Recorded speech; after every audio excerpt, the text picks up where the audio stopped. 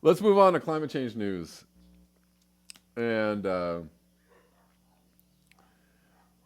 let's so yeah, as reported by our intrepid journalist, Jazz Farm, more fire issues going on in Colorado. East Troublesome Fire, which sounds totally troublesome, explodes to 125,677 acres. Officials confirm multiple structures destroyed.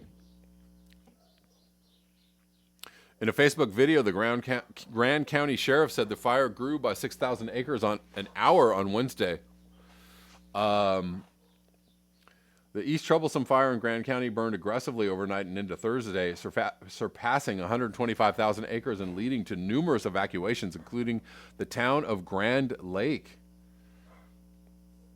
Man, the town of Granby was placed on pre-evacuation status Thursday. And while Grand County Sheriff Brett Schottland said the fire has not yet reached downtown Grand Lake, it has burned outlying areas. At this point, no injuries, no deaths, lots of structure loss, to be honest.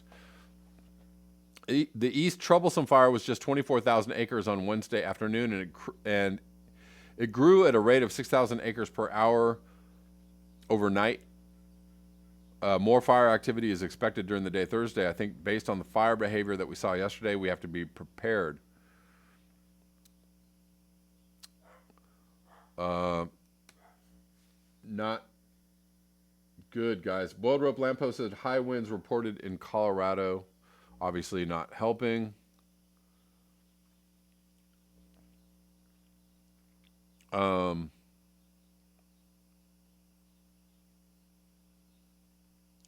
Let's go to just a quick update. Another update on Colorado wildfires. Update latest on East Troublesome, Cameron Peak, and Calwood fires.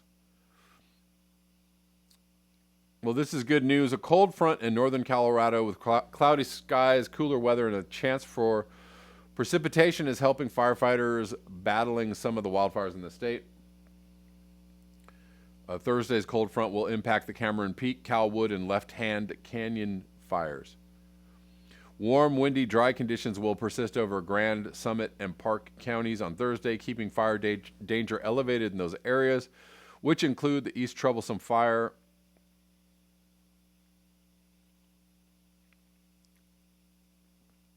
East Troublesome Fire is now almost 6 times as large as it was around 6 p.m. Wednesday. Rocky Mountain National Park was closed.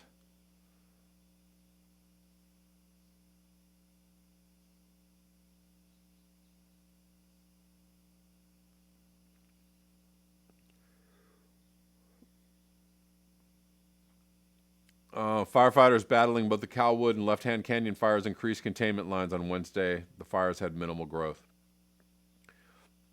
That's good. Cameron Peak fire grew slightly overnight. The fire, the largest in Colorado history, is 55% contained. And they're looking like they might get some cooler weather, which will help. But Colorado experiencing what California has been experiencing over the last month or two.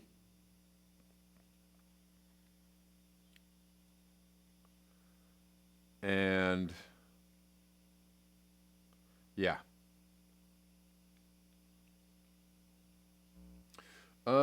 Going to a tweet from Bess, who I've read before on this channel. The Democratic Party is not the party of science. Believing in climate change means nothing if you don't do anything about it. It's even worse because you lie to the public, causing inaction because a large part of the people believe something is already being done to fight it.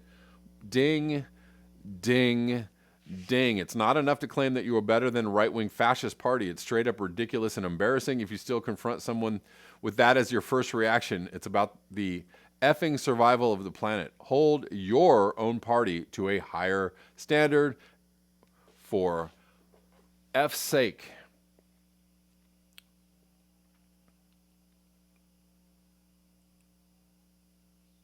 And then somebody else says, or like when they claim they believe healthcare is a human right, but go on to unconditionally support the ACA, a law that allows for 30 million people to go without healthcare. Anyways, yeah, moving on. But that's right. Yeah, are they going to try and do something? You know, more than Trump? Yes, they will.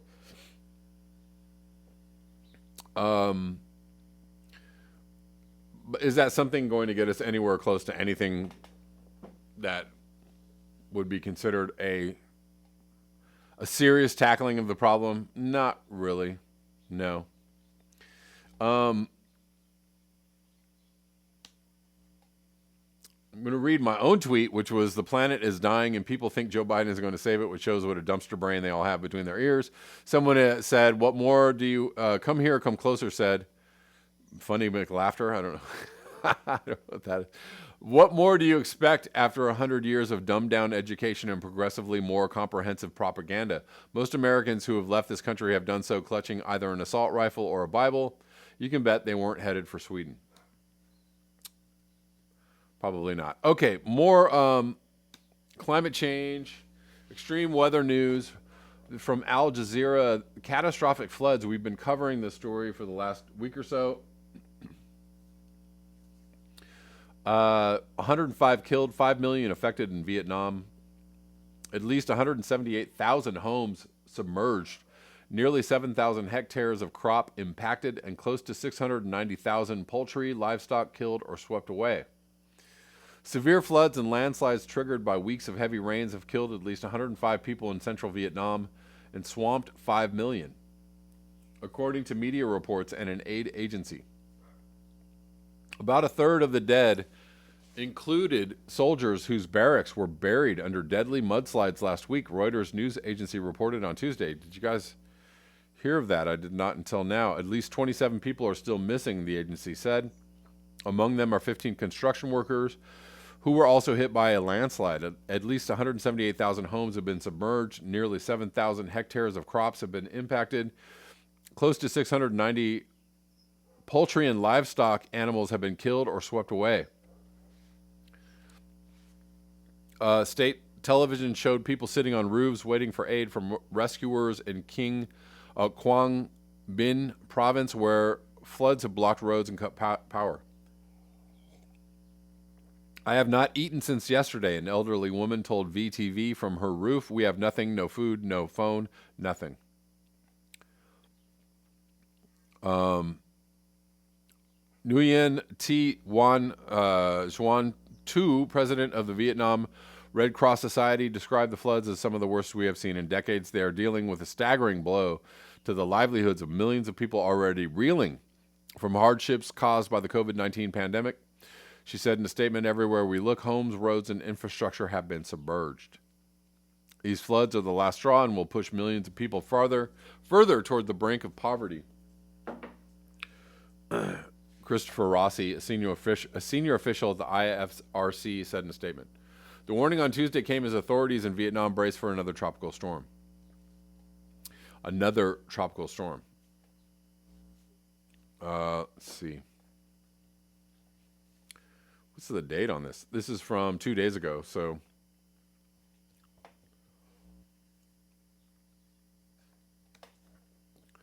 that is happening. Moving on to trying to get in a lot of things today. Tweet from Jim Baird, another multi-billion-dollar extreme weather event. Damage from the August Midwest windstorm. Do you guys remember we were talking about the derecho storm that caused a lot of agricultural damage? Damage from the August Midwest windstorm total $7.5 billion. The storm generated winds of up to 140 miles per hour that flattened millions of acres of crops, knocked out power to 500,000 Iowa residents. The August storm hit Iowa hard, but also caused damage in Illinois, Ohio, Minnesota, and Indiana.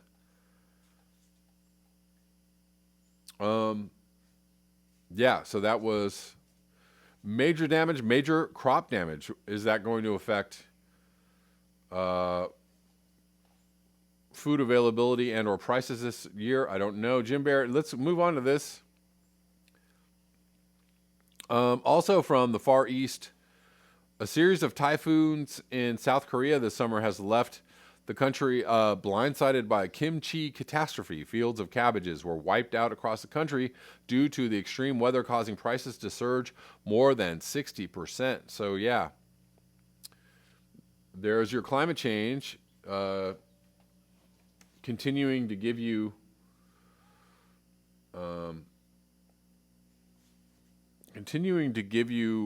extreme weather problems and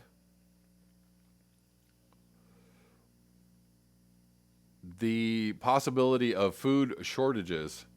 And that is, if we follow the trend line of climate change, that is not going to stop.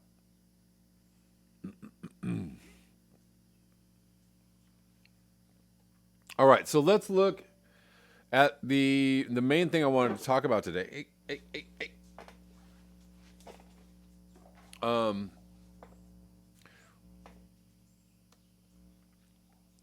This out of sciencemag.org from October 20th. Dust Bowl 2.0, Great Plains dust levels stir concerns. Earlier this month, a storm front swept across the Great Plains of the United States, plowing up a wall of dust that could be seen from space, stretching from eastern Colorado into Nebraska and Kansas. It was a scene straight from the Dust Bowl of the 1930s, when farmers regularly saw soil stripped from their fields and whipped up into choking blizzards of dust. Better get used to it. According to a new study, dust storms on the Great Plains have become more common and more intense in the past 20 years because of more frequent droughts in the region and an expansion of croplands. Our results suggest a tipping point is approaching where the conditions of the 1930s could return, says Gannett Haller, an atmospheric scientist at the University of Utah who led the study. The dust storms not only threaten to remove soil nutrients and decrease agricultural productivity, but also present a health hazard, says Andy Lambert, a co-author on the study and a meteorologist at the U.S. Naval Research Laboratory in Monterey, California. The dust contains ultrafine particles that can penetrate cells in the lungs and cause lung and heart disease. Lambert came across the trend unexpectedly while reviewing data from the NASA satellites that remotely measure atmospheric haze due to smoke and dust. No matter how far back he went in the data, the trend remained. Using a network of dust sensors in the region, Lambert and his colleagues were able to corroborate the satellite data and push the trend back more than 20 years. The findings reported on October 12th, a trend. So the trend line is, this is where it's going. On October 12th, and geophysical research letters show that across large parts of the Great Plains, levels of wind-blown dust have doubled over the past 20 years. Doubled. One clue that agriculture is responsible is that the dust levels tend to peak during spring and fall, planting and harvesting seasons, Haller notes. Experts have blamed the original Dust Bowl events on a combination of climate and agricultural drivers. Beginning in the 1920s, croplands across the Great Plains expanded massively, thanks in large part to mechanized farming and easy plowing. That was followed by an extended drought during the 30s that included record-breaking heat waves in 1934 and 36.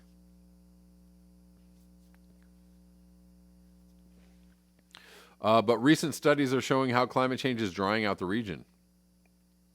Greenhouse gases are making heat waves like those in the 1930s far more likely. According to a study published in May in Nature Climate Change, and in an April study in Science, researchers suggested Much of the western United States is on the brink of a prolonged mega drought that could outrank anything in more than 1,000 years. Outrank anything. So we're looking at 1,000-year drought, right? We've been seeing 500-year, 1,000-year floods, extreme storms, extreme weather, unlike anything we've seen in centuries.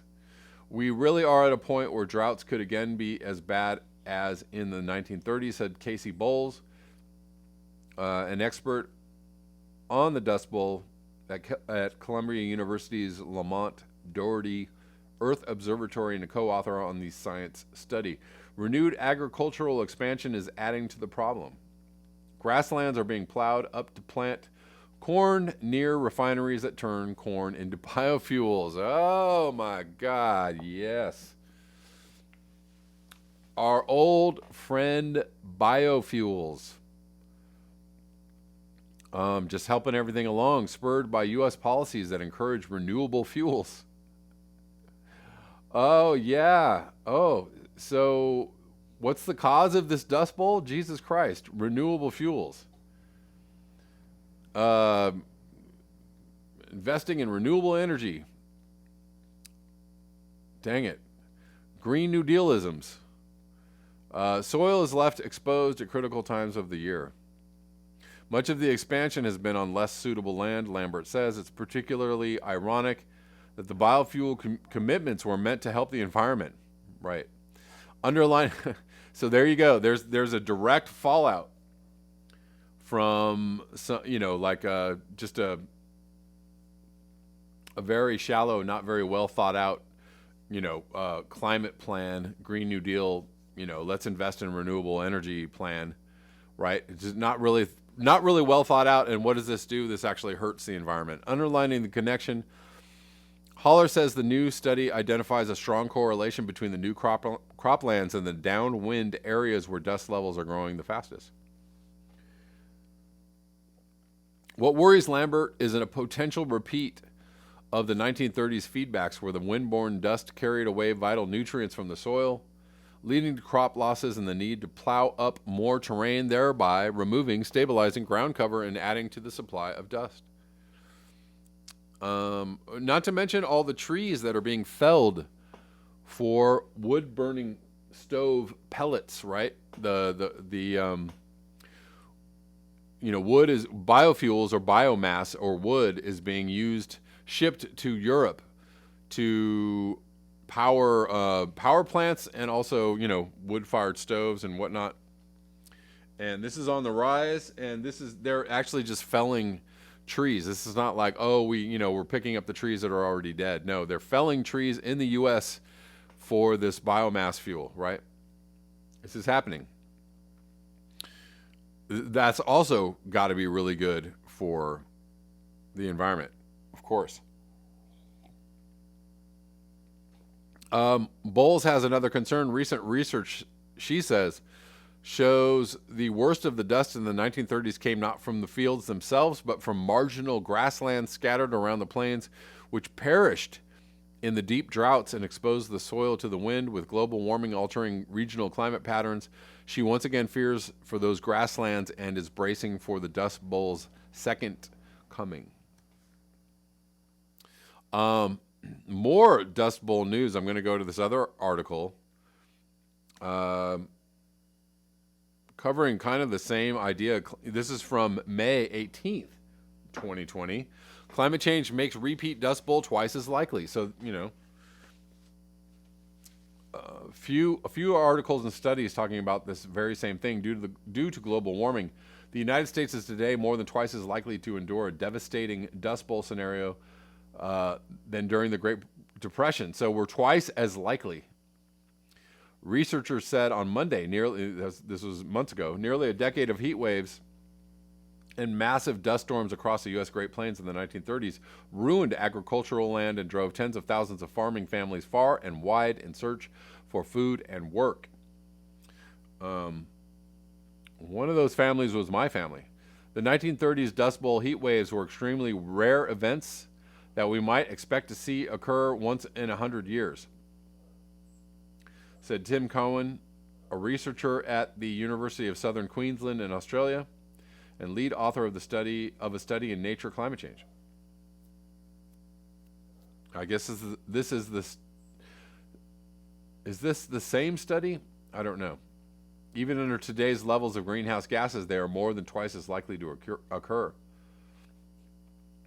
With their period of return reduced to once in around 40 years. Wow. Okay. If extreme heat waves and drought reduce the vegetation as they did in the 1930s, heat waves could become even stronger. Why? Because we're seeing a rise in temperatures globally, and that is, the trend line is increasing. The scenario is more likely than ever and should urge us to develop and implement more ambitious adaptation and mitigation plans. Yes, and way better plans than the Green New Deal, way better plans than Building Back Better with many, many jobs. Look, I hope that Biden wins. I hope that Trump loses, but this is me starting to hold the Democrats and Biden's feet to the fire early. All right, I'm just warming up, guys. I'm just warming up. I'm not trying to get you to not vote Biden. If that is your conscience, go for it. I'm just telling you, it ain't good enough. It ain't good enough. It's better than Trump. Not anywhere close to good enough. We're going to have to do way more quickly, and it's going to look like something completely different than what people are already proposing in the halls of Congress and whatnot. Good tweet from Go Green. European ecosystems and wildlife. This is actually kind of along the same lines of what I've just been talking about. European ecosystems and wildlife are in serious continuing decline due to unsustainable farming, urban sprawl, and pollution. So what does the EU do? It just voted to pump nearly 400 billion euros, I guess, into industrial agriculture to ensure ecosystems never recover. So let's look at this. Peggy Gravel, Biden 2020. Okay.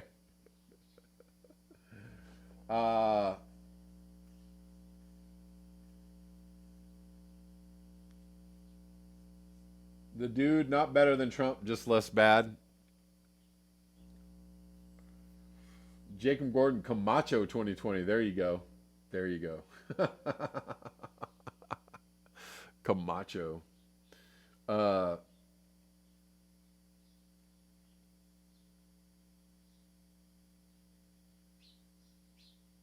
Anyways, majority of Europe's species, ecosystems in poor condition. Report finds European ecosystems and wildlife are in serious continuing decline due to unsustainable farming, forestry, urban sprawl, and pollution, according to a new report from the European Environment Agency. So they're doing a little bit better as far as mitigating some of the effects of climate change in Europe, better than the U.S., but not by a lot. The analysis found that 80% of the continent's key habitats are in poor and bad condition, and just a quarter of species are considered to have a good conservation status. The declines come despite a decades-long continent-wide push to preserve biodiversity. So despite all of that, despite all the, hey guys, we're doing something, we are doing it. We are doing it. We got the IPCC out. We're rolling out, all these climate change initiatives. But despite all that, the habitats are in poor and bad condition. The new assessment, which incorporates data on more than 2,000 species and habitats across the continent, is the most comprehensive health check of nature ever undertaken in the EU. Virginijus Sinkevicius, I guess that's it, European Commissioner for the Environment, Oceans and Fisheries, said in a statement, it shows very clearly that we are still losing our vital life support systems.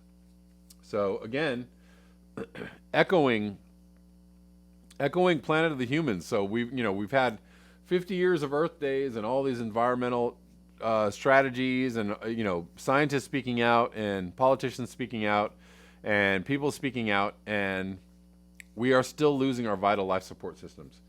The Earth is in worse shape than it ever was, and it's continuing to decline. Compared to the previous reported period, 2008-2012, the share of habitats with bad conservation status has increased by 6%, the report says. So over the last 12 years. The most threatened habitats include grasslands, dunes, and wetlands. European forests, however, are actually seeing an improvement. That's good. And marine habitats generally lack enough data to assess their health. The report also concluded that around half of the 463 bird species in the EU have good conservation statuses, 5% fewer than the previous assessment. So birds are in decline. Also, safeguarding the health and resilience of Europe's nature and people's well-being requires fundamental changes to the way we produce and consume food, manage and use forests, and build cities. Yes, all of these and many other things as well. Hans Bruniks, executive director of EEA, said in a statement, these efforts need to be coupled with better implementation and enforcement of conservation policies, a focus on nature restoration, as well as increasingly ambitious climate action, especially in the transport and energy sector. Okay. Well, all the good words were said. The question is if the good words will be done. Hey guys, remember to like, share, and subscribe, and you can support the channel at the links below, PayPal, Patreon, Square. Also, if you'd like to watch the live streams, you can watch the live streams on my Patreon channel. You can subscribe for as little as $1. So hopefully I will see you over there, and thanks so much.